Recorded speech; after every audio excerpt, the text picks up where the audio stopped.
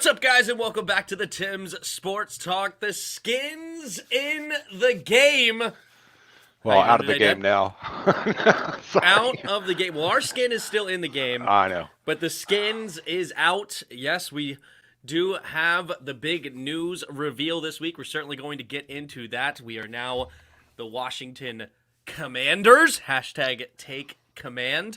We're going to talk a little QB rumors here with the Ron Rivera apparently going all in, or expected to be going all in on quarterback.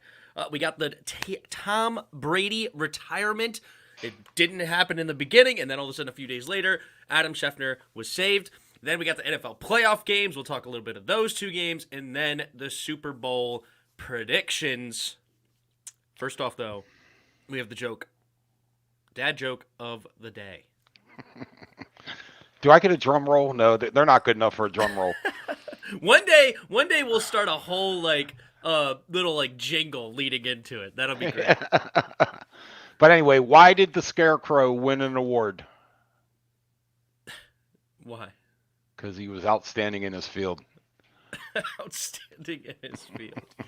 He was outstanding. Incredible, actually. Yes, Matty. COD later tonight for sure. What's going on?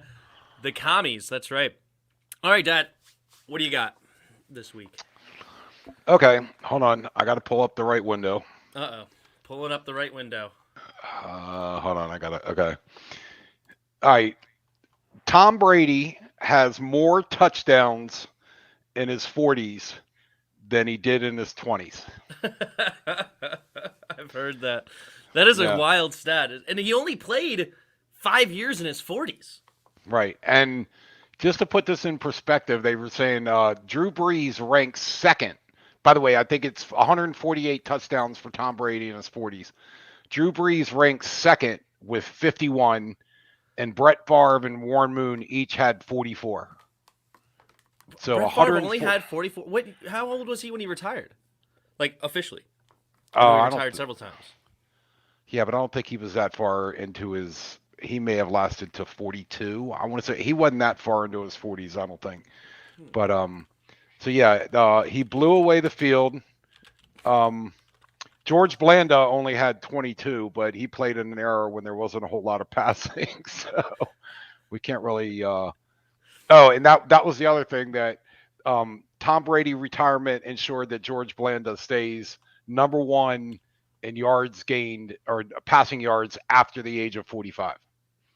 So, or after turning 45, I should say. Yeah, because George Blanda played until 48. Yep. He's the oldest player. He also had a season where he threw, I believe it was 43 interceptions or something crazy. Like one season.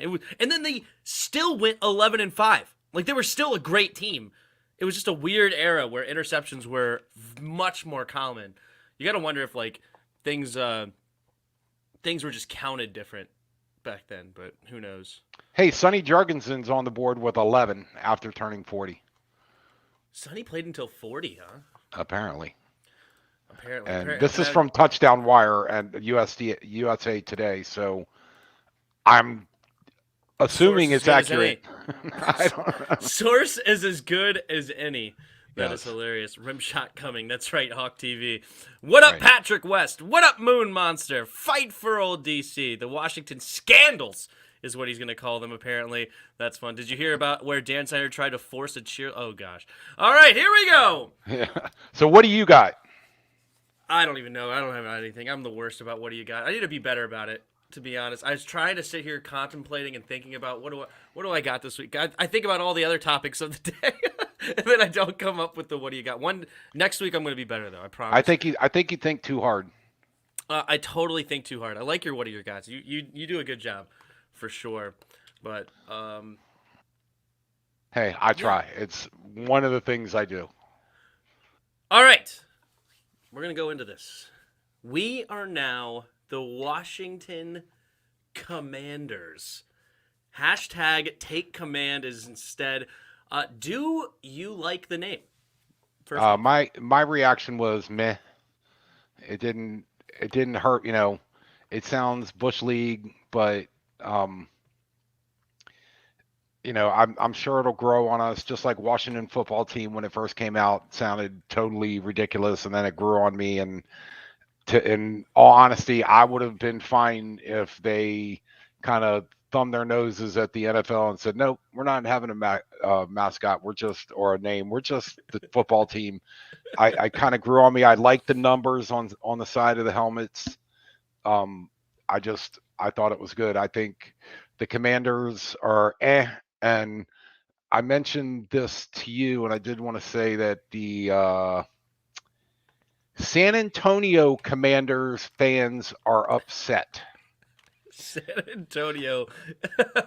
Yes, San Antonio fans are upset. And the short-lived, I think they lasted one game or two, and it was the Alliance of American Football League in 2019 had the San Antonio Commanders, and their fans are all over social media posting, "We had it first." So I just think, they came up. It took them 2 years to come up with this. That it just didn't. It's not the worst name possible. I know there was other names we didn't want, but it just doesn't excite me. I wanted something with red in the name, as I told you, but yeah, it is what it is. They've completely screwed up the fight song. Hail to the Commanders. It doesn't fit. Hail to the Commanders. Yeah, that ain't gonna work, is it? No, and then somebody posted too in the one Redskins group I'm in on Facebook that they basically screwed up the HTTR now. Oh, not basically. They just absolutely annihilated it. That does lead me into one of my questions. Are you going to still use that like hashtag hail or HTTC instead of HTTR? Do you think that's something that we should adopt as a fan base?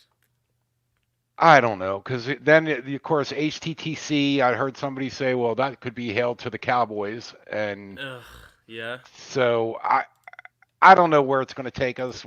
I'm sure traditions will start, and I root for the team.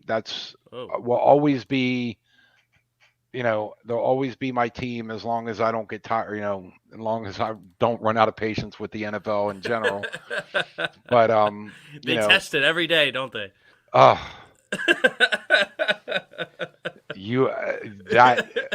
is it in a nutshell. They test it every day. Yep.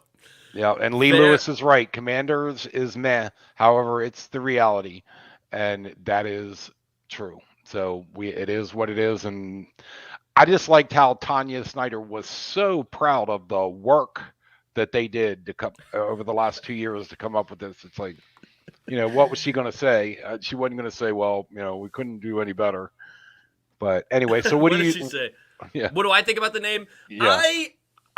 I'm going to stick to my word. As I said beforehand, I'm just glad it's not Red Tails. Yeah. And I said I'd be fine with whatever they decided. I definitely have my criticisms throughout the process for sure. But honestly, over 24 hours now, 36 hours, whatever it is now, of I'm fine with it. It doesn't bother me. Like some people are like, oh, the name is horrible. And while I do agree it's not creative or anything like that, I don't think it's a horrible name. Like we could be the Packers, like the Steelers, the 49ers, we could just be a number. Like there's definitely names out there that aren't very good. We could be something, the worst name in sports, in my opinion, the Pelicans. Like there's a lot worse names. Yeah, the Pelicans. Yeah, and dude, they make that pelican look fierce. Have you seen the logo? I mean, the logo looks good, but it's a pelican. I've seen pelicans at the beach, and not just here in Florida, but they are really, really big birds, and they're very cool to watch as they dive bomb into the water to get fish. But yeah, you can't make a pelican look fierce. Come on. It looks pretty good. It does look pretty good. It doesn't matter though. As I said, it could have been way worse. I think it could have been better. Everybody knows here I wanted Red Wolves. I would have been awesome with the Red Hogs. I, like you, wanted to keep the R, so the R is gone. I do not think that Hail and HTTC should be a thing. I think we should move on. I don't really want to say Hail to the Commanders. I don't know. It just seems really weird. And I'm just. It's not something that I'm interested in, and I think it should just go. And it's sad. I may still say Hail as in like a representative to Hail to the old team name, but or like Hail to the Redskins or something. Like I may still say that, but I think the new hashtag is hashtag Take Command. I don't know if that's a good one or not. I don't know if that'll stick. They're trying to get that to stick, and to your point, the San Antonio team apparently that was their hashtag as well. So not only did we steal the name, we just stole the hashtag as well. But that's gonna happen. Took the whole thing. Yeah. What were their uniforms? I have no idea. Were they black and gold and red or burgundy? This is a theory of how to keep the R because we're the commies now. Hail to the revolution. HTTR. I like it. Go commies, says Dr. Pig. The new Redskins are hilarious. Our logos are hilarious bad. Yeah, we'll definitely get into more of that. First off, I wanted to talk something good. Let's get some positivity, I believe, right?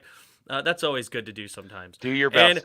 And what do you think about these uniforms? Have you looked into the uniforms? I've seen them. I like the burgundy ones. The black one, I agree. Somebody said if it wasn't for the red, it would look an awful lot like Pittsburgh. But no, all in all, I prefer the burgundy jersey with the gold numbers. I think that's close enough to where they still feel like the team we knew before. Not sure about the black jerseys or the white jerseys, but and I'm sure they're going to switch off. But I like the gold jerseys. Look pretty good. The W on the side of the helmet is like, really? That's that's 2 years. Up with. I'd like to know the marketing company that did the work on that. Yeah, it was so well thought. Like Jonathan Allen, when he was asked about it after we knew he knew the name, but he wasn't revealing it. He was like, "Oh yeah, you could tell they put a lot of work into it. Like they put a lot of thought. They really dug deep and really thought through the entire thing. He is towing the party line, as they say. He's the representative for the team. He doesn't want to step on anybody's toes. But before we get into that, I like the uniforms. I think the uniforms are pretty sweet, and I like the black ones. I know a lot of other people like the black ones. I know you say it's close to the Steelers. That's fine, but I think they look really nice. And as I said before, I wear an all-black jersey every Sunday. So right. I like the black jersey. It's my Sean Taylor jersey, and I think the black looks pretty sweet. So to ride with the black jerseys, I think that's fine. Apparently they added that as a fourth color. So now apparently we're burgundy, gold, white, and black. So apparently it's one of our colors now. Hey, maybe Jim Zorn will come back with the black and yellow. Remember when he said that when he got hired? He said, I'm looking forward to leading the black and yellow. I think he said it's like, well, now we got black and yellow, so Jim Zorn can come back. Yeah. Tim, you got me to bring a fan of this team, or being a fan of this team, I think. But I'm not shame at the least. Thanks, Maddie. I'm glad that I could bring other people to the fandom, and just like my dad brought me into the fandom, I'm going to apologize probably in the next 10 I was years. going to say sorry for your suffering. That's funny. I think the black jersey with the seal on without the wrong years there. Right.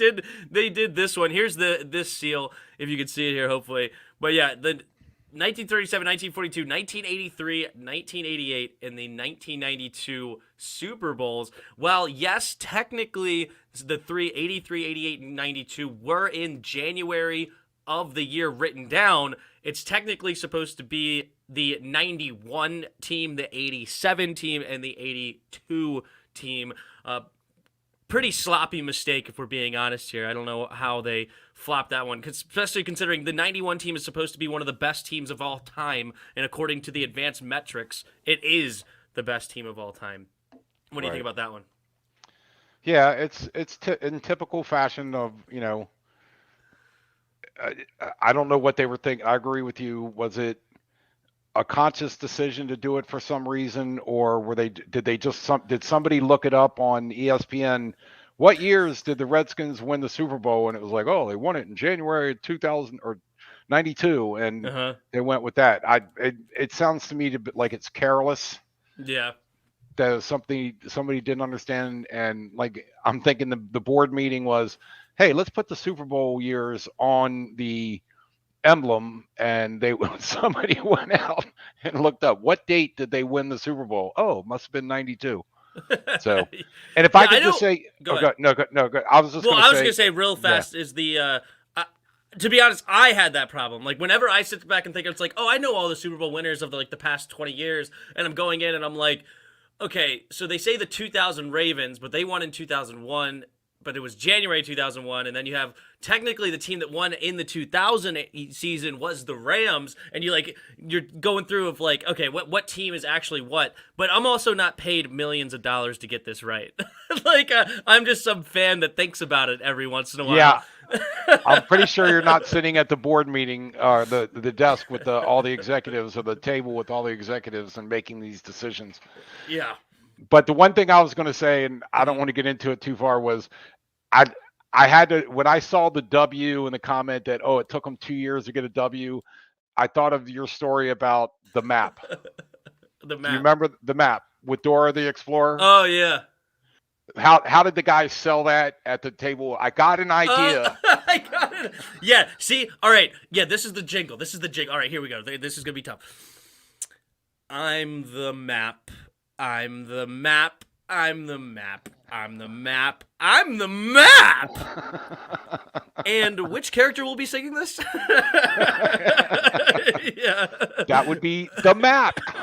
So, I swear that thought, when you told me that story a couple years ago, whatever it was, that Yeah. popped into my head of, yeah, this was like the guy going, we have an idea for an emblem on the side of your helmet. What is We it? had it last year, but this W. time I'm gonna put lines in it. I'm gonna put little lines in the W instead of having a just the nice solid W. We're gonna have lines, and it's gonna be all new, and people won't even notice. They'll forget about the old one. Yeah, it's pretty hilarious. It was. All right. About the rollout. Okay, the rollout was pretty hilarious, but let's start with the leaks. So they had the leaked video they sent a month ago to the local news station. You were saying that who had it first? Somebody had it first, like months ago. Did you? No, you said it was San Antonio that had the name first. I think there was somebody that was like 3-4 months ago or something that apparently posted a picture saying they were sending out Commanders gear, and everybody thought that was fake. Apparently, that was a real post, or maybe not. I don't know, but clearly it seems real now. And then, of course, the helicopter. Did you see this video? The helicopter video. I did not. Oh, okay. So you didn't, because you're not in the Twitter sphere, which makes sense. It's fine. But okay, so the night before the reveal, so this was Tuesday night. There's a NBC4 Washington helicopter that flies around the DC area looking for traffic, fires in the area. Right. They're a news helicopter looking for videotape for the news. Well, they decided to fly by the stadium, zoomed in on the team's store, and where it clearly said Commanders going across. The funny thing is, though, is that NBC is the one they cut themselves. They cut their own nose because they're the ones that were revealing it the next day. Right. So the NBC helicopter spoiled their own show. So this is why I ask, do you think these leaks were actually on purpose? I'd like to hope so. But like I said before too, that you can't let that many people know and have that many things going on and hope in this day and age of videos everywhere, pictures everywhere, people running their mouth. It's instant news that you can't drag this thing on for months and actually expect that nothing's going to get out and it's really going to truly be a surprise. So I'd like to hope that they did that for kind of pre-marketing, like, hey, let's see what kind of How they feedback react. we get. Yeah. Yeah. So I hope they did it on purpose, because if they were that stupid to think they were going to pull that off, then we're in worse shape than I realize. Especially the leak in the video. Like they sent a video to and they blurred out so many things, but they don't blur out the seal that says Commanders going across it. That's just comical at that point. But I don't know. I don't know if that was on purpose or not. The one angle that makes you think it might be on purpose is because it's NBC cutting off NBC, but at the same time, and also you'd think they would cover it. Like, why would you? I mean, you could just put a black tarp over the name. You know, it's not like you have to, like, cover it with other paint and then, you know, unpaint, or you don't have to paint it the same day, but paint it and cover it. And then you could reveal. And that leads me into my next thing. I thought the actual reveal in the morning of was just ridiculous. It was so anticlimactic. It was not fun. It was not cool. It was not exciting. Did you watch the actual? No, I intentionally did not. I told myself, I don't care. I'm not watching it. I'll get the news. Yeah. And fair enough. 15 minutes later, probably, or whatever it was. You should watch it because it's just weird. It was uncomfortable. It was not set up right. Basically, it's Jason Wright, Doug Williams, and Jonathan Allen sitting in a row on these, like, typical interview chairs, you know, like stereotypical interview chairs that you would see on a field, right? They just the fold out ones or whatever. And then the interviewer on their left. And so they announced they're going to announce it at 8:12 in the morning. Great specific time. Got to do 8:12. And they basically, he's like, all right, let's just get right to it. So what's the name? Let's not hold the people on anymore. And Jason Wright just kind of passes the buck on to Doug Williams. And he's like, what are we? And he's like, Doug, go ahead, tell him what we're. And he kind of gives him this look like, am I don't want to tell him. Yeah, like I guess it's me. And Jonathan Allen is sitting there like this, like no smiles, no, like it did not look like he wanted to be there at all. But then Doug Williams just kind of leans over and is like, "We're the Commanders." In his deep voice. And, like, that's it. It's like, if you're going to do this, where's the big reveal? Where's the big poster? Or, you know, like, the big thing. Like, the thing on the team store would have been great. Set it up in front of that. Have the big black tarp. And it's like, what are we? And, like, you know, Jason Wright or somebody cuts the rope. And then the tarp drops. We're the Commanders! Or something. Like, it was have guys run out in the uniforms. Or, yeah! You know, Terry McLaurin, Chase Young, Jonathan Allen, just have them running out in the uniforms as examples, and, like, everybody gets excited, and they didn't have any fans around. It's just them four sitting in the middle of the field and the cameraman. So there's no excitement. There's no. It was silly. Like, why this build-up? Ooh, why the not 2-2-2-2. Like, I was going to say, nothing. why didn't they announce it at 2:22 in the day? 2:22 in the afternoon? Yeah, that's a good point. Like, 2:22 at 2:22. I mean, yeah, 8:12. Like, nobody has things to do at Wednesday morning at 8:12. Like, why is this not done on a Saturday?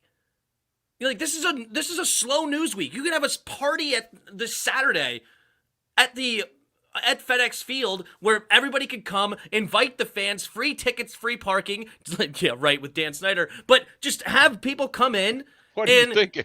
Yes, and celebrate with everybody of what the new name is. But I guess maybe they thought that they weren't going to get a good reaction. Do you think that might be it? Maybe they thought they didn't want to get booed. They didn't want to have it like a dud that way. Yeah, finding a group of fans that were all going to be unanimously supportive of a new name when I believe the overwhelming fan base, if not all of them, would have been is of the opinion that it should have stayed the Redskins. Yeah. But yeah, I like that football fan. Yeah. Familiar environment, an empty stadium. Yeah, why would they do it at the stadium with nobody there? It was so weird.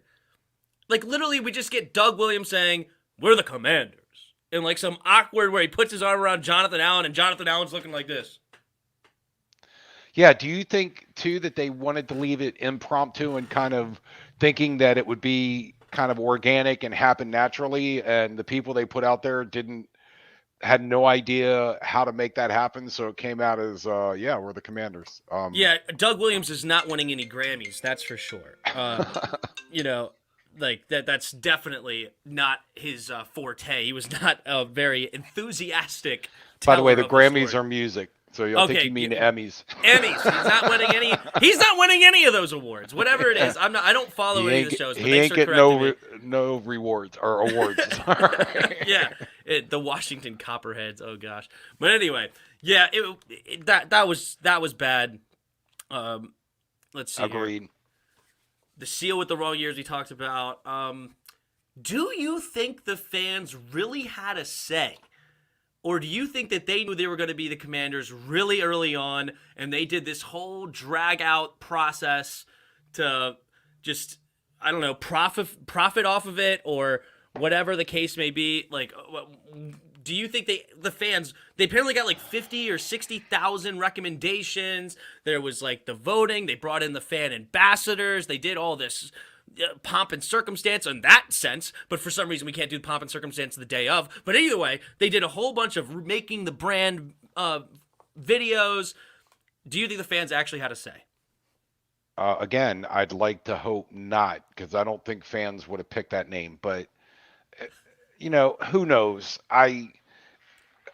Well, Maybe I they agree. did. I'm sorry. I just you can keep going, No. but I agree that the fans didn't pick this name. That's already that's a foregone conclusion. I'm just saying, do you think that they had this name basically like a month or two in, and they did all of this as just a show, and we actually never had a chance at being a part of the name process? They just did this to make us feel like it. That's the way I'm leaning. Okay. I don't, obviously it's speculation, but I can't imagine that if they got feedback from 50,000 people or whatever the number is, and went through all this stuff, and the overwhelming consensus or the majority consensus was we like the Commanders, if they had any say in it. But I think that they thought that they could try to leverage this into some kind of money-making thing. I don't know. What the hell was that? It sounded like a duck. My phone is making all sorts of noises. I'm just turning it off. But yeah, I can't imagine if that's, like I said, that's the way I'm leaning, is that it was just this BS, why it took them 2 years to come up with another name. Well, we got to do this and this and this, and we have to worry Football about fans copyright. on fire. Yeah. Jason can't get anything right. But no, sorry, keep going. No, I like that. But yeah, I mean, why take 2 years? Yeah. And why throw out 8 names that, again, Tanya Snyder is going, I forget who the reporter asked, so are those the 8 finalists? And she's like, yes. And Washington football team was on that. Yeah. And was Commanders even on that, now that I think about it? I think it was. You go ahead. You keep talking, I'll look it up. Go ahead. Well, I didn't really have much else to say. But oh, I thought you were saying something. No, I think, the whole, like I said, the whole thing of, oh yeah, here are the top 8 teams. Why top 8? Number one. Mm-hmm. Commanders was on the list, but go ahead. Yeah, I think it was a smoke screen.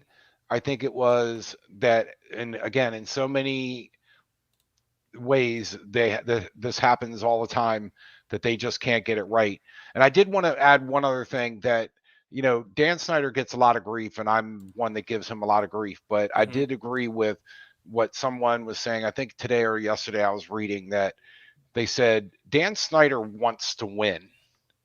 He is a Redskins fan. He wants a good team. I believe that, and he's willing to spend money to make that happen. He just can't make the right freaking decisions to make that happen. He's a moron. Yeah. He's a tech guy. He knows nothing about football. He's a tech guy. Yeah. But I don't think he's I think he loves making money, but I also think if he could spend an extra $100 million to get him a team that would be in contention for the Super Bowl, he would do it in a heartbeat. Mm-hmm. Him and the people he puts around him just don't have the ability. It's almost uncanny how they always seem to have the knack for not, even if you have a 50-50 chance of a yes or no, If yes is the right answer, 95% of the time he's going to pick no. So I don't know. It is pretty much that bad. Pretty much that bad for sure. Somebody asked, what do the numbers mean on the new logo? I'm not. Well, if you're thinking about the 1932, that's when the team was created. I think it has a 19 and a 32 in it. And then the numbers at the bottom are when the Washington Redskins won their championships. So that's what the numbers mean in the logo. Remember Life with Eddie Murphy and Martin Lawrence? No, I don't. He just can't write, boss. Something's wrong with his head. Yeah, can't get right, boss. Yeah, Anyway. I did not see that movie, sorry.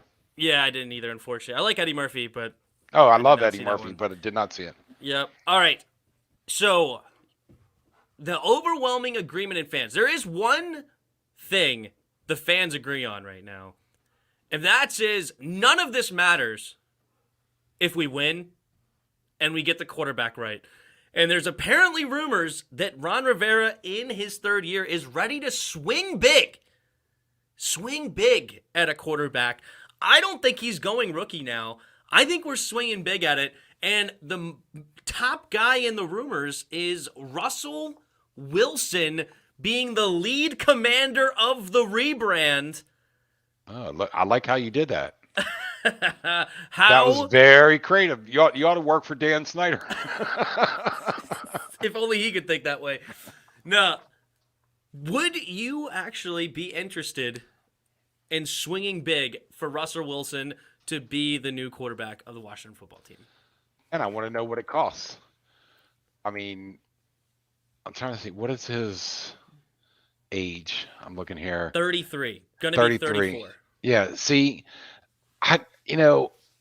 love the guy. I think he's had some, he's got a lot of talent, but I don't want to sell the farm for a veteran. I just don't. And maybe it's the most brilliant plan. They give away a couple top picks and get him in here, and then they end up going a long way. But I don't want to sell the farm to get a veteran, a 33. I mean, what's he got? 5 years left in his career. Maybe he plays until he's 40. I think that's becoming more common.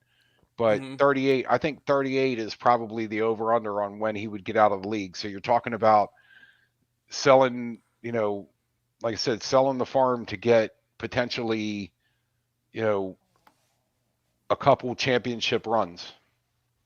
If they get there, yeah. Right. If you're convinced that a quarterback is going to push him over that edge. I'm not convinced of that anyway, but that's a different subject. But yeah, doesn't light a fire under me. I do love the idea of getting Russell Wilson as far as being the new face of the franchise. I think he is a phenomenal face of the franchise with a high character individual, a great talent at the quarterback position, and I think he would win a lot of games here. I think we do have a lot of talent around him. It would be his best offensive line he's ever played with, probably. And that's a big problem. He was on pace, and I don't know if he still is or not with the injury last year, but he was on pace to be the most sacked quarterback of all time. It was ridiculous. And sometimes they blame it on him. He holds it too long or this, that, whatever. But at the same time, he ain't that bad. And that offensive line has been well known to be terrible. So that would be awesome for him. He has Terry McLaurin. We could add another receiver. We do have talent on the defensive side that did not show up last year. We'll see if they do now. And we may have to lose more talent to trade him. So if it threw in, let's say, 3 firsts, a second, and Montez Sweat, would you trade for Russell Wilson? No. Just my opinion. And I see that football fans mentioned that Derek Carr is apparently in the running as well. I don't know if that fires me up any differently. I think he showed some glimmers, but I don't know. Yeah, I'm not interested in Derek Carr either. And I don't think the Raiders are interested in moving on from him. So I don't think that that's really a reasonable thing that I think he's on the move. Russell Wilson might actually be on the move. Seahawks are seeming like they need to start a rebuild sooner rather than later anyway. They have no capital. I don't think they have any first-round picks. I think they need some cap as well, cap space, and obviously trading Wilson would help with that. So if they want to decide, okay, let's go ahead and start a complete rebuild, Russell Wilson could totally be on the move, whereas I don't think Derek Carr is going to be on the move. Right. Anyway, and I agree yeah. with that's right. By the way, Watson. Sean. Yeah, I think that would be a bad way to go in light of what the Redskins front office and everything is going through. That you can't. That would be a bad choice as far as I'm concerned. I think he was a phenomenal commander in the massage parlor. Okay, let's move on to the next. We got a great crowd here, don't we? Move on to the next topic here, and that is Tom Brady, the greatest quarterback of all time, at least the most decorated, maybe they're not the most talented, but 1,000% the most decorated, is now gone. And it was weird how it happened. Adam Schefter first reported that he was going to retire. Then Tom Brady's people apparently called the GM of the Bucs and said, we have not made any decisions yet. And then it was like, oh, is he actually going to retire? Is he actually going to retire? And then it turned out to be correct, saving Adam's butt, because Adam Schefter was getting some heat on Twitter, because every piece of news he put out on Twitter after that, all the comments were below were like, what's your source? Is this actually true? Like, are you sure? Like, blah, blah, blah. Like, he was getting hammered. It was just the entire comment section, but it ended up being saved for himself. But anyway, how do I want to ask this? What do you think overall about Tom Brady's retirement? Do you think it was the right time? Do you think he had more in the tank? What do you think about No, Tom I Brady? had a little bit, and I don't want to make it sound like I was that adamant, but my first reaction was, why now? Why not let the Super Bowl play out? Let all that happen. So you get knocked out of the conference championship, and now the week after, instead of it being about the Rams and The Bengals. Cincinnati, that now we're talking about Tom Brady. And I thought, my first reaction was, really, was it that necessary? And then I had, actually, your uncle was telling me, he goes, I think he made the right decision by making it quick, getting it off the table so that they wouldn't be speculating about that through the whole thing. So there is some merit in that thought. But like I said, my first reaction was, really,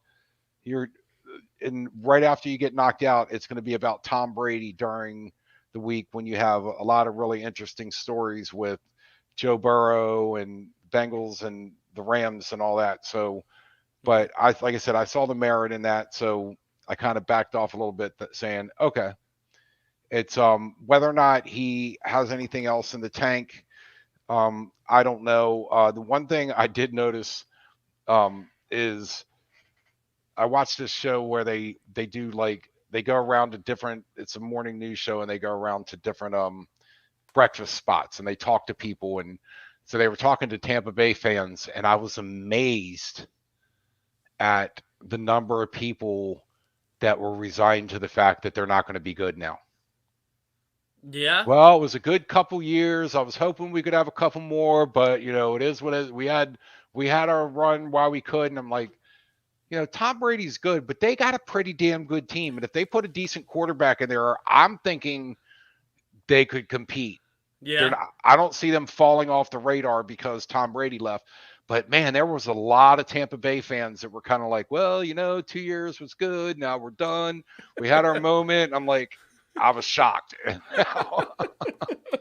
I mean, Well, Redskins, yeah. Redskins fans would be, oh, we'll get another quarterback. We'll be back there in a minute. And it's like, we don't need Tom Brady. Screw you, Tom.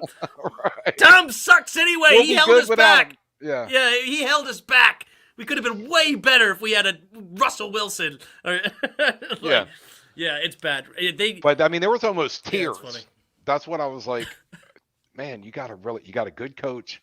Yeah, you got a good core of people, and I don't know. Maybe they're thinking a bunch of other people are going to jump ship, like Gronk and some of the other people that he brought in. So Leonard Fournette might not come back. Chris Godwin is now going to need a contract. One of their receivers. Yeah, it's definitely going to be. And Ndamukong Suh, JPP, these guys aren't getting any younger. They've been in the league for quite some time now on their defensive line. So they're going to start losing some it wasn't only Tom, like Tom was probably the glue in a lot of ways, right? Like as you said, because now that Tom's gone, things might really start falling apart. It might be full blown rebuild mode for Tampa Bay. But so Tom Brady put out a big post on Facebook, or not Facebook, Twitter, where it was like several pages of paragraphs of people that he was thanking, people that he was appreciative of, and saying cool stories and everything. But he, in his retirement, did not mention at all the Patriots or Belichick in his farewell post whatsoever. He did acknowledge some other people, but he did say coaches. I don't know, but he didn't acknowledge he acknowledged the Tampa Bay fans, but he didn't acknowledge the Patriots fans. He didn't acknowledge Belichick. He didn't acknowledge Robert Kraft. He didn't acknowledge anybody over there. And do you think that was intentional as far as he is mad and actually is holding a grudge, or do you think this moment was more of just about, okay, we'll talk about the Buccaneers for now, this is the team I'm just leaving, and then when I actually do my farewell speech after the Super Bowl, then I will acknowledge my entire career? Yeah, that would be what my thinking would be, because I never got the impression that he left the Patriots on bad terms.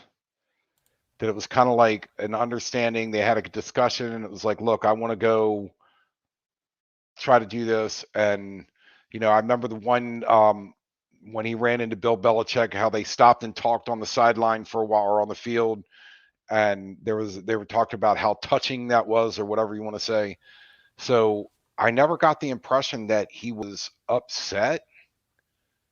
So maybe your suggestion is right, that, hey, Tampa Bay, we just lost. I'm Tampa Bay right now. Let me thank everything about Tampa Bay. And then he's going to come back and give a more comprehensive speech, or whatever you want to call it. But yeah, I thought that was interesting, that there was no blanket thank you. It was kind of very targeted, and there was specific people that were conspicuously left out. Yeah, a very interesting left out. But do you think Tom Brady's speech is going to outshine Peyton Manning's retirement speech? Did you ever listen to Peyton Manning's retirement speech? I think I don't remember much of it, but I know he's got a great sense of humor. I love Peyton Manning's sense of humor. Great delivery. But yeah. Tom Brady is not a slouch, actually. You know, No. you don't hear as much because it was the Patriot way. You didn't talk very much. It's on to Cincinnati, or it's on to the Seahawks. It's on to whoever they were playing. But he's actually no slouch in that department. Well, I will say that Peyton and Eli do that Monday Night Football broadcast on ESPN2 or wherever it is, where they kind of sit there and they talk about the game as they're watching it, and they bring in guests. And they had Tom Brady in there, and I'm going to tell you what, that was really, really good. The back and forth that they had, it was very funny. And you're right, Tom Brady is no slouch when it comes to sense of humor. But I don't know that it'll outshine it. I think Peyton, maybe he can do as well, but I don't think he's going to outshine it. We'll see. And I think he's the only one that has an opportunity, because I actually sometimes listen back to the Peyton Manning one every once in a while. Not like, like every month, but like once a year, once every other year, something like that, like since he's retired. And I think it's got to be up there as one of the best, in my opinion, retirement speeches. Not that I listen to a ton of them, so I don't know who to compare it to exactly. I don't even know who the second place would be. But maybe Jordan. Well, if Jordan retired initially, and it was it, and maybe he didn't retire for that year and a half, and then retire again, and then retire again after the Wizards, maybe that could have been a pretty good one. But I don't know. Like, it was definitely up there as one of the best. So I'm curious what TB12's will end up being. Real quick, I found this chart, or whatever you want to call it. It was on Facebook, so I cannot verify it. But it has Tom Brady's record against all of the teams in the NFL. Yes. And there are, according to this, and if anybody on the chat knows that this is BS, because I find it interesting that some of the teams that he only played a couple, 3 times, I find that hard to believe that he hasn't played all the teams more, but maybe that's accurate. But there's according to this, there are 2 teams in the NFL that Tom Brady has a losing record to. 2 teams in the NFL, huh? Yeah, according to this. Mm-hmm. And again, this could be bogus. Trying to see what the. I'm guessing it's not the Jets. No, he was 30-7 against the Jets. So you are correct. It is not the Jets. Almost won 2 full seasons against one team. Oh my goodness. But I don't know if you want to guess, or I can just tell you those teams. I really don't even know if I have a guess. I mean, one guess, and I don't know if I'm right. I would say the Colts. No, wait. The Colts, they're 12-3 against the Colts. Wow. Okay. Fair enough. Then maybe the Steelers. Dude, what's the Steelers? Hold on, where they? Steelers, they're 9-3. Okay, well then I don't. Is it gonna be somebody weird like, I don't know, the Vikings or like Houston or something like that? No, I'll give you one. I'll give you the one is Seahawks, and this is where I'm not sure. They played, according to this, Tom Brady played the Seahawks 3 times. He only played them 3 times. Well, that's in the regular season, so that's not going to include the Super Bowl. I would imagine if that's the case, then that means the Patriots played the Seahawks in 2008 when he got hurt. Because they only play every 4 years, right? Yeah. That's what I was kind of thinking too, that maybe that was when he got knocked out.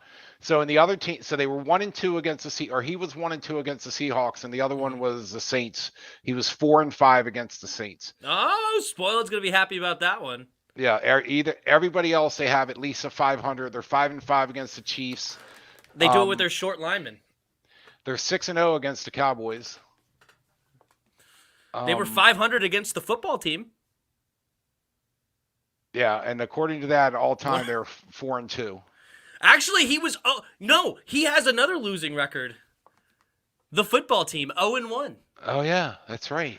0-1 to the football team. We took him out. The only team he never beat, well, except in a playoff game, but in the regular season, was the football team. What's up? And now the team that he's never beaten before. The football team. The Commanders. Oh, that's right.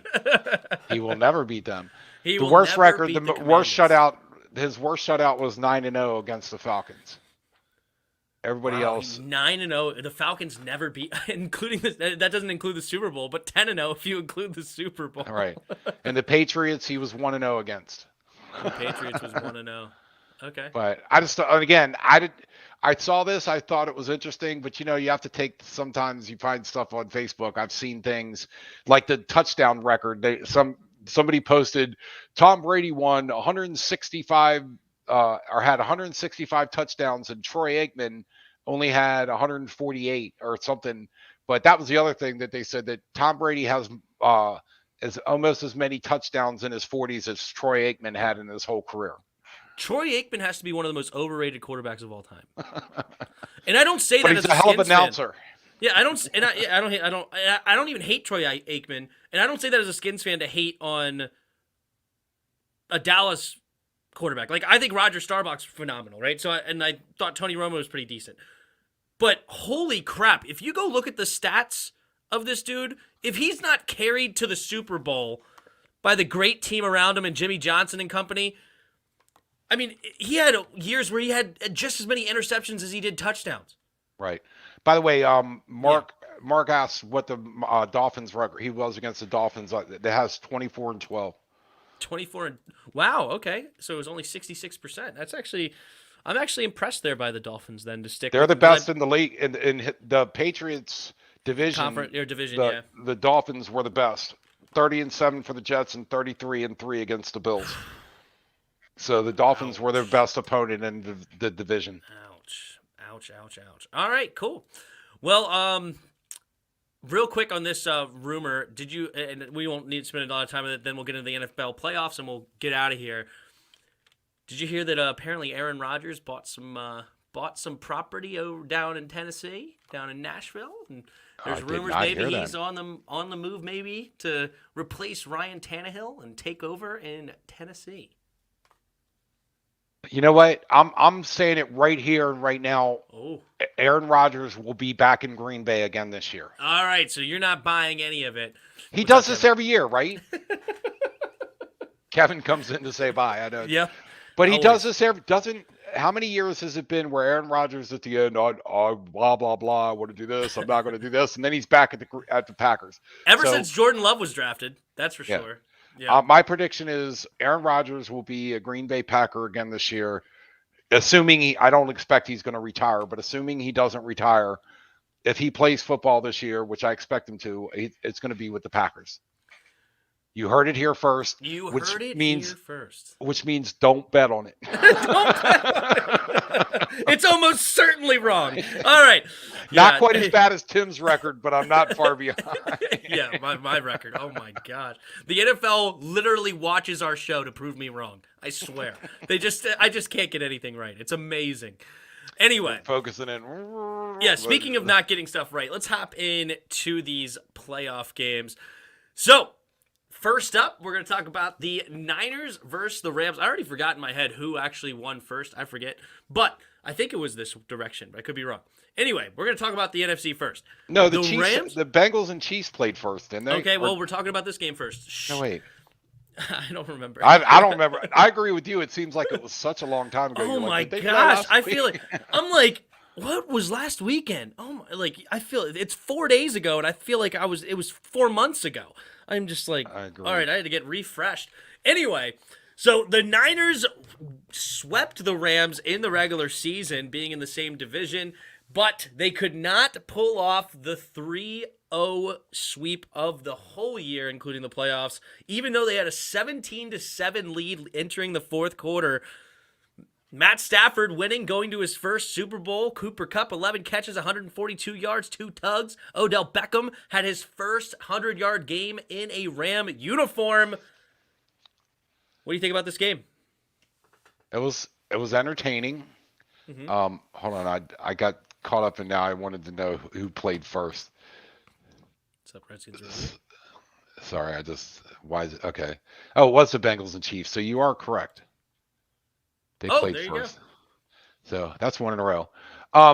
Very exciting game. It was just, I thought both games were really good.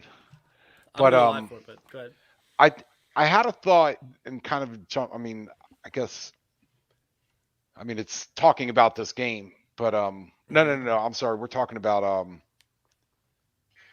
Rams. Okay, Niners. We are talking about. So Cooper Kupp, mm-hmm.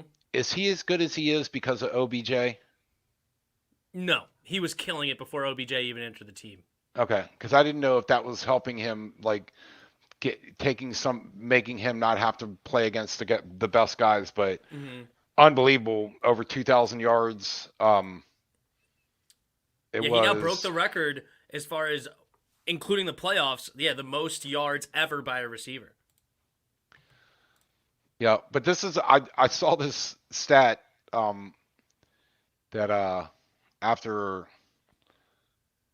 the 49ers lost, that Kyle Shanahan Kyle Shanahan has now allowed the largest comeback in the Super Bowl, mm-hmm. the largest fourth quarter comeback in the Super Bowl, and the largest fourth quarter comeback in a National Football Conference championship game. So love him. I think he's a great coach, but I don't know what the hell happens to him after he gets a lead. You're up by 10 points in the second half, and then, I don't know. What happens to him is he has a quarterback named Jimmy G. Jimmy G is a disaster. Oh my God! And you know the biggest problem that Jimmy G did today, or the other day. He showed up. No, he actually threw a touchdown. They were 2-0 when he threw no touchdowns, and he threw a pick in both games. And they're 2-0. This game, he actually threw 2 touchdowns, and what do you know? They lose. Yeah, it's And I thought about especially that last drive when he threw that horrific. I know he was trying to bail out because he knew he was going to get sacked, but talk about a lame duck or wounded duck pass that he throws at the end. It's like, oh my God. And I thought about, I can't tell you how many times during the game I thought about you where you were saying Jimmy G is the worst quarterback that's successful in the playoffs. He rides the defense, and I just thought about it repeatedly. It's like, oh my God, he's horrible. In the words of Doc Walker, horrible. Do you think our Jimmy G can make our uniforms look good? Yeah, probably. He's one pretty dude. My wife says so. Oh my but God. She's married to me, so what kind of opinion does she have? We're Steelers not prefer going into Malik that. Willis in the draft over Kenny Pickett. Any thoughts, Tim? Malik Willis, I'm going to give him another fair shake to. I'm going to watch some more of. I did watch 2 games. I do see more of talent than I originally thought, but he has so many problems. But there is a lot of physical gifts. The guy does have an arm. The guy does have a lot of speed and a lot of moves. But anyway, sorry, I just wanted to answer that real quick. I won't spend too much time on it because I know you don't look into these quarterbacks. But anyway, I do not. Sorry. back to this game. So Matt Stafford, in his first playoff appearances outside of Detroit, he was 0-3 in Detroit. Now he's 3-0 in LA. Is Detroit actually that cursed, or are we just looking at a super great team around him and then Stafford's just taking a ride? Oh, I think he's a gamer. Mm-hmm. I mean, he's a bit of a gunslinger, which you got to like in a quarterback, but I think that he brings a dynamic to a team that I don't think he's pulling a Jimmy G and just riding along on the back of the bus. I think he definitely is a gamer that just shows that, hey, apparently Detroit Lions were holding him back. So. Yeah, Detroit Lions is bad. He never had a 1,000-yard rusher in his tenure in Detroit. That's pretty wild. That is pretty wild. I'll say this. I wouldn't mind having Matt Stafford on the team. Again, not selling the farm. Mm-hmm. But I wouldn't mind having somebody like him on the Redskins / Commanders / whatever the hell we're calling them this week. Oh, God. And who is it? Who'd you say? I'm sorry? Stafford. Oh, yeah. We almost did. We apparently sent a better offer this last offseason, and the Lions decided they didn't want it. They wanted Goff, I guess. I don't know. Weird. But anyway, 2 things left in this game. Eric Weddle is a cool story. I don't know if you followed this. Eric Weddle, literally 3 weeks ago, was not in the league. He had retired for 2 years, and he gets brought in for the Rams to take a ride to the Super Bowl, but he ain't riding nothing. He had 9 tackles, led the team in tackles out of the safety spot, and also had a tackle for loss. So great for Eric Weddle. I don't know if you have. Yeah, and how old is he? How old is he? Yeah. I thought he was like really up there. I didn't remember his name, but I read 37. Yeah, that's what I did read. The article was talking about that, but I wouldn't. Eric Weddle would not have sparked that. So thank you for giving the background. But yeah, what a great story that he's killing it, and he's an old man in the NFL. So, yeah, for sure. He's 37 for a safety is super old. Mm-hmm. Like basically nobody but tackles and quarterback and kickers play over 37. So good for him. Yep. And then the last thing going into Sean McVay going to his second Super Bowl. Last time they only scored 3 points. How much of a revenge mindset do you think he's taking into here? Not because he's going against the Bengals, he doesn't have revenge against them, but knows that he really laid an egg, at least his team did, offensively, and he's supposed to be the offensive guru, only scoring 3 points. Do you think he's coming in with a chip on his shoulder there? Well, I'm sure he is. The difference is, and I don't know the schedule offhand, but did they play the Bengals this year? I don't think they did play each other. I didn't. That was my thought, but I wanted to make sure that I didn't overlook something. But so there's a difference between playing a team 3 times and not playing a team. You can look at tape all you want. But I think it's going to be a bit of a different game because neither one of these teams really know the other. So, but Right. absolutely. He was going to want to make a better showing. If he doesn't come in with an attitude of, I got to have this team kick ass, then he shouldn't be a coach. So I would fully expect that he's going to come in and say, I got another shot at it. A lot of coaches never get this shot. I got to make this one count. So absolutely. I agree. Yeah, I'm rooting for him. I do like me some Sean McVay. Sean McVay's a good dude, young coach. He may even be the youngest coach to ever win a Super Bowl if he wins this year. Like, he's really young. Yeah, is he even 40 yet? I don't think so. I'm almost positive he's not, actually. I know Kyle Shanahan, if he's 40, he's just 40. Right. Because I think he got hired at, I want to say 34. Nope, he will not. He will not do it. Mike Tomlin was 36 in 11 months. Okay. Because I know Shanahan younger. was 34 when he was hired as a head coach, right? Oh, wait a minute. Hold on. How old is Sean McVay? I thought he was older. So Tomlin's 36 in 11 months. Oh, hold the phone. He just turned 36, so never mind. He will, if he wins, he's the youngest coach to ever win. Wow.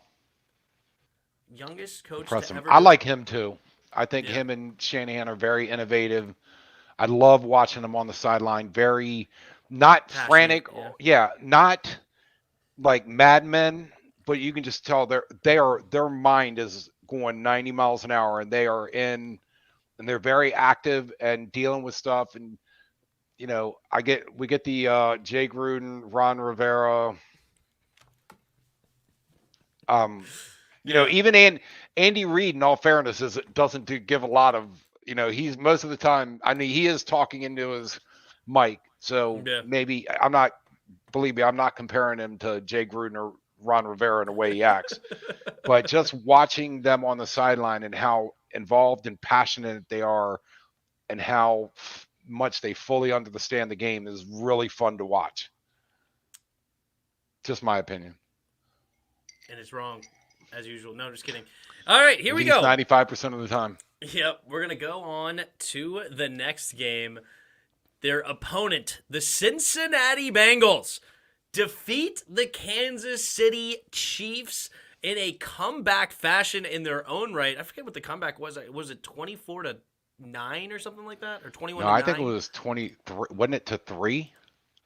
It was 21-3. Yes, it was 21-3. They scored 21-10, and then they end up coming back and winning the game in overtime, 27-24. An amazingly fun game to watch. One thing I'd like to throw out to you that was one of the big reasons why they were able to come back is there was the tale of two Patrick Mahomes. You ain't lying. And the first and the second, in the first half, he was 85.7 percent completions, 200 passing yards, 3 TDs, and 149.9 QBR. In the second half, 44.4% completion, 55 yards, 0 TDs, 2 interceptions, and a 12.3 quarterback rating. But I got to tell you, I knew at the beginning of the game, one of the announcers said that he has not thrown an interception in the conference championship game. And I was like, here we go. Here we go. Yes. By the way, just real quick, the Tony Romo in the last game, I'm sorry, did you hear the joke he told on himself and Nance didn't get it? Mm-mm. Well, he said about them kicking the field goal on third down. And he goes, because I have heard of holders that were not able to hold on to the ball. And so it'd be nice to have another down. And it went right over Nance's head. And Tony goes, did you not get the joke? And he's like, that would have been me. A very specific player But it went maybe right that out. you're talking to. Yeah, that's funny. I I was do my own rolling. play-by-play, so I didn't hear that, but that's good. I was rolling because Nance. It just was like the joke about the flood. It went right over his head. Oh, ouch, ouch. I know. There I you threw a go. dad joke in there. But anyway, go Ouch. ahead. Yeah. No, it's all good. But no, I was definitely going to talk about that. The tale of two halves for sure for Pat Mahomes was insane. And then Joey Burrow in his second year going to the Super Bowl. He went 23 for 38, 250 yards, 2 touchdowns, and an interception. Not the most efficient game he's ever played, but still a great showing here. And they end up pulling off the win. What do you think about this Joey the GOAT Burrow? Hey, again, he's a gamer. I saw another stat. I'm all about stats this week. Oh, there you go. That there is 5 quarterbacks in the NFL that have won 3 or more playoff games in their first 2 NFL seasons. And that would be Kurt Warner, Tom Brady, Ben Roethlisberger, Russell Wilson, and Joey B. There you go. So apparently he's in pretty good company. Love his attitude, just a good kid, very humble, and he's a gamer, and you got to love it. It's confident. I know you made a comment or after last week's game that he's very confident. He couldn't finish drives, but man, he's got a lot of confidence out there. And I felt like he had command of the situation. It was not too big for him, and he was just out there playing and played great. I mean, I know you were being facetious with the GOAT thing. I get that, but yeah, he's not the GOAT yet. But no, Joey. Yeah. He's awesome. I do love me some Joey Burrow. I 1000% agree. Here was the drama that I heard about this game, and I think it's interesting to think about. I disagree with it, but I do think it's interesting. Do you think that Andy Reid and Pat Mahomes made the wrong decision on third down with 5 seconds left going into the half with a 21-3 lead? Do you think that they made a horrible blunder by not going for the field goal before half to extend their lead 24-3? Yeah, and I understand. Well, they'd still be up 3 scores, whatever. I think you always put points on the board when you can.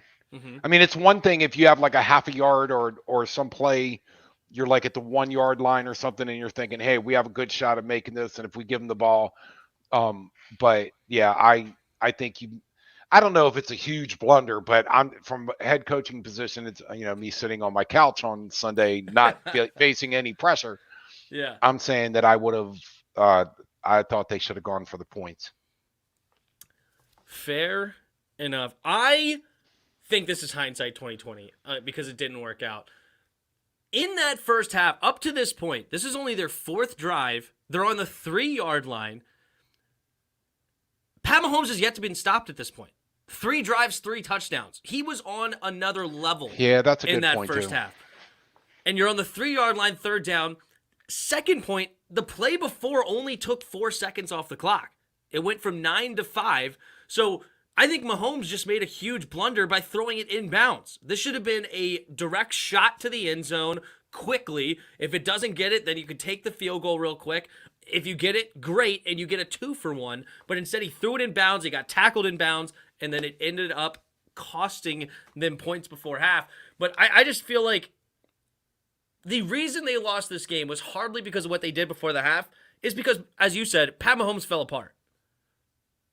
Mahomes fell apart big time. I mean, he was not accurate with his throws anymore. He was not confident. He completely got frazzled in that second half for some reason. But when you look at him against the Bills, he wasn't frazzled at all. He was unbelievable against the Bills. It's weird. It's just those types of things I always say this, I find curious. Why suddenly, when they are just tearing up the Bengals, and I'd actually picked in my the pool I'm in, I'd actually picked the Bengals +7, and I picked the over, which they missed the over by 3 points or 4 points, whatever it was.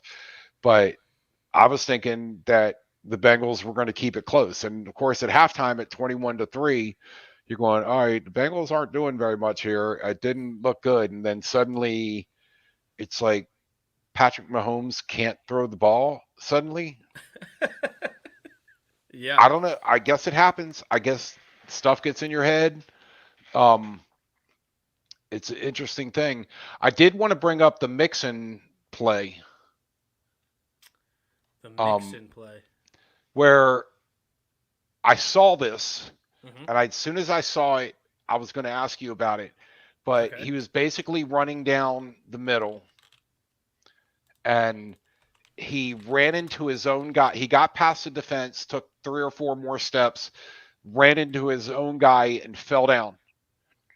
He got up and he dropped the ball on the field. And the Kansas City Chiefs were saying they picked the ball up. They were like, that's a live ball. And the article I read said, oh, it would have been terrible to have this game change on a wild technicality. It's like, no, it's not a wild technicality. He was never touched by the defense and he dropped the ball. But my first thought when I saw it was he could have run in. When he got up, he could have kept running and gone into the end zone because nobody was near him. Uh-huh. But if you watch the play, nobody, I'm telling you, nobody touched him. Mm-hmm. And like I said, he had an offensive line or whoever was in front of him. He tried to go behind him and he got tripped up and he fell down and he jumps right back up and drops the ball on the field. And of course it was inside. They were not going to call the play. I guess it was late in the game. I'm trying to remember how much time it was, but he got it set up. It was a first down on the 12-yard line, but Andy Reid was talking to the refs and wanted to challenge it and say that he was never down. Are you watching the play now? Yes, and there's no whistle. Right. So I don't call that a wild technicality. I call that a stupid play on an offensive running back's or offensive player's part that he was never touched, he was not down, and he drops the ball on the field. It should have been a turnover. And like I said, the clear recovery from the Chiefs defense meant that there could have been a turnover on a wild technicality. It's not a wild technicality. It's a very common technicality, which is you never got touched. Wow. And I was saying at this point in the game, because this was going into overtime, I'm like, every single run play you do at this point, you are risking a fumble. And they were well into field goal range already. You have Evan McPherson, a rookie that hasn't missed in the playoffs yet. It's like a 35-yard attempt before that, or a 40-yard attempt or something like that. Every play you run at that point is a risk. And the thing happened. And I'm looking, I agree. This should be a fumble. There's no whistle saying that he's down. He never got touched. He didn't get tripped up by another player. He fell on his own. Like, he technically ran into his own guy, but really what made him fall is his own thing. But still. I'm not saying that doesn't make him down. No. I'm just saying, you said that he had ran into his guy and fell over. Honestly, he just tripped up himself. And that's it. I didn't know anything about this. Right. Maybe I described it wrong. I think the guy being where he was, he tried to go behind him and got tangled up. I think the offensive guy that was in front of him messed up his path and kind of caused him to. You're right. I now that you mentioned it, it's not a big deal. It's hardly an important part of the piece. I'm just saying, like, he was definitely not touched by a defender, and whoever it was immediately on it. Like, they saw him fumble the ball and they scooped it up and went. I mean, we've seen these things happen all the time, and it was a big decision to continue to run the football from Zach Taylor, and that could have cost him a Super Bowl appearance. Yep. And it bothered me, like I said, they were like, oh, it was a wild technicality. I mean, how many times have you seen a guy running down the field and drops the ball before he gets into the end zone? Like, because he's beating everybody, he's running down, and he flips the ball before he goes into the end zone. They were like, oh, it's a touchback on the 20-yard line. Yep. It's not. This was an obvious fumble.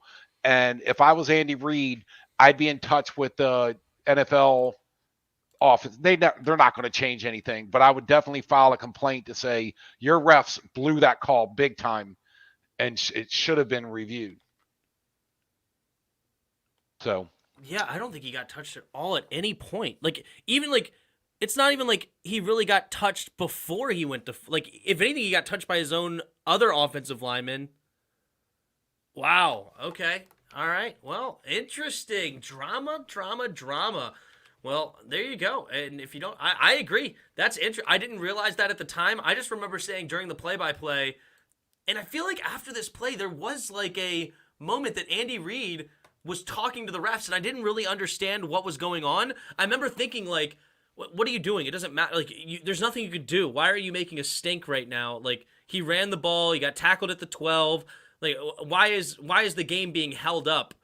Right. In that and way? I got to, in all honesty, my first thought wasn't the fumble. Yeah. My first thought was, why didn't the Cincinnati Bengals guy keep running to the end zone? There was nobody. You were like, go. Yeah, go. Game why over. did you drop the ball? Nobody touched you. And then when afterwards they said that the Kansas City Chiefs recovered the ball and Andy Reid wanted the call and they weren't going to review it. And of course it was,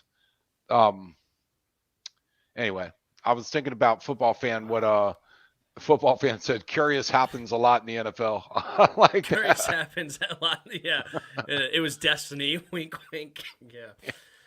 For sure. Interesting. All right. Well, we have two young coaches in this Super Bowl. Zach Taylor's only 38 years old, so we have two coaches under 40 years old. We could have the youngest football coach to ever win it in Sean McVay, or just another guy under 40. So let's hop into this thing. Before we get into predictions, I just wanted to bring this up. This is now the second year in a row. History repeats itself, right? Second year in a row that a veteran quarterback was moved to another team, and they take that team to the Super Bowl in their first year, and the Super Bowl is hosted in their city. Yeah. Again, curious. Again, curious. Do you think this could continue? Not the quarterback thing, because the next year's Super Bowl host will not need a quarterback in the Cardinals. But the Cardinals next year, they were the last undefeated this season. They have a nice young team, a nice young coach as well. The year after that, they have Vegas, where you never know with Derek Carr. They're going to bring in a new head coach. They have a quarterback. They have this. They have that. They were in the playoffs this year. And then after that is the Saints, which is the most least unlikely. But do you think that we had never seen it before last year, that the host of the Super Bowl played in the Super Bowl game? Now we get it 2 years in a row. How long do you think this streak could continue? It could continue. The only thing I was going to say is Kyler Murray looked awfully small in that game. There was a meme that had him like this small in the field, and he looked overwhelmed. So yeah, I don't know what that was, but no, you're right. They were. I call it their record was very quiet. You didn't realize how good they were until I remember watching them on a Sunday night or Monday night game where it was like, wow, they're 10-2 or something. I mean, it was ridiculous. I'd have two nickels. Dr. Pig never disappoints. I have to say. Yeah, he's here, man. In a lot, but it's weird. Love it. But no, it could be, who knows? It's entirely possible. They, like you said, last undefeated team, maybe they figure it out and Kyler Murray doesn't, totally lose his marbles in the playoff game, and maybe. Or do they trade for Aaron Rodgers, bring in a new quarterback, go to the Super Bowl in their first year, and go all the way and win in their own? I tell you what, though, when Kyler Murray's on, he's pretty hard awesome. to. He's a good Lamar Jackson kind of difficult, but. All right, so here it is. Final prediction of the season. Or do you want to wait till next? I mean, I guess we could just save it for next week because technically there's nothing happening here. Do you want to save it for next week, or do you want to go into it right now? What are your predictions? My prediction's not going to change, and it's going to be with my heart because my mom's side of the family, your grandmother's side of the family is in Ohio. Huge Bengals fans, are just beside themselves, and God love them. They've suffered for a long time. So I'm going to predict and it's nothing against the Rams. I like McVay. I like the team. Stafford and all that. Nothing against them, but my prediction is the Bengals. The Bungles. All right, fair enough. Well, I will go with the Rams under somebody else's request, so that they most likely the Bengals will win. So I'll do that for our family. I'm picking the Rams. The Rams are going easily, taking this down, easy monies. Take the Rams. Bet your house on it. I'm just kidding. Don't do that. Bet responsibly. All right, you know All what? right. Next week, we guess the final score for $1, and the closest one wins $1. Little dollar, eh? Yeah, dollar bill, y'all. There's actually another Sorry, YouTube channel called Ref the District that they do a dollar segment, which could be fun. We could do that next year. That would be fun because it's like we'll just completely steal their segment and then give them credit every time. Just kidding, not giving them credit at all. But no, it just could be an idea because they basically then like keep a running tab. They're never actually exchanging money, but then it's kind of like, all right, who's doing better? And they'll bet on anything. So, and I know Uncle Pat's done that thing in the past for sure. Right, I like what Mark said. Yeah, better pick the Rams. I got the Rams all day long. The Bungles have no shot at winning the Super Bowl. Impossible for Joe Burrow. He's only in his second year. He's way too young. Matt Stafford has way more experience. Sean McVay's been here before. Aaron Donald's the best player on the field. Jalen Ramsey will have 2 interceptions. It's not going to be close, and you're going to remember Cooper Kupp. He's going to end up with 2,300 yards on the season. Von Miller is the greatest defensive line outside linebacker to ever play in a Super Bowl that you've ever seen in your entire life. They have no shot whatsoever. It's going to be and Eric Weddle is going to have 14,000 tackles. It's going to be unbelievable. All right, I had to pull the headset back because you were blowing out my Woo! All right, Ric Flair. You don't get that reference. Oh, you do get Ric Flair. WWE, WWF, whatever you want to call it. I didn't know if you were. Yeah, I'm in. Yeah, I'm on to one right now. Ric Flair is going to show up on Sunday, the halftime show. No, just kidding. All right, here we go. Are you serious? Why does this happen? Oh, man. Funny stuff. All right, cool. Well, that's a show. Thanks for everybody hanging out with us. Enjoyed it. Lots of great humor and comments. Yep. Are you good with switching the show to Wednesday next week? And from now on? I don't think that's a problem. But let's plan on that. If that's a problem for some reason, I'll let you know as early as I can. I just wanted to let the people know we are going to switch this to Wednesday night. Jairus has decided to take some time off of YouTube, and so we will not be doing the Chris and Tim podcast for a little while, but we will move this show to Wednesday night, and then for now I'm going to plan on a Call of Duty stream every Thursday night throughout the off-season. And I just wanted to say it's going to be later. Yes. Let's say it's more likely to be sometime in the 7 o'clock hour, maybe 7:30. Okay. 7:38, something like that. It's not going to be. I can't do it as early as that, but we can fit it in. Probably, I'd say a safe bet is sometime in the 7 o'clock hour. Okay. You just want to say 8? Is that too late? No, it's not necessarily too late. I just don't know that I have to make it that late. Let's say 7:30. All right, 7:30. Write it in your calendars. Be here, be square. And also make sure you hit the like button, hit the subscribe button, hit the notification bell so you know when we go live. I know that what's-his-name said he was late again. DRG's always late every week. Oh, yo, I'm late, DRG. You're always late because you don't have your little notification bell on. You're also in the Discord. You should get notified by that. You are lazy. Just kidding. Well, until next time, my commie friends, we will be here, and until next time, see ya!